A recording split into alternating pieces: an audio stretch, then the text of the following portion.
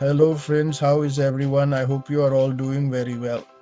So friends, we have come up with our new video for today. In today's video, our new content will be about how to recover deleted files from the recycle bin in Windows 11. Alright, let's get started with the video without any delay.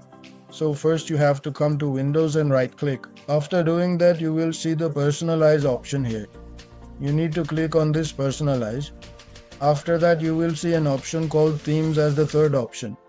You need to click on this themes. After scrolling a bit, you will see desktop icon settings. Click on desktop icon settings and first I'll bring the recycle bin to our desktop. Then click on the recycle bin and apply. After applying this recycle bin on our Windows, the recycle bin has appeared on your Windows. So you can see here that the recycle bin has appeared on Windows. Now if we go inside, all the files you've deleted are stored here in this recycle bin.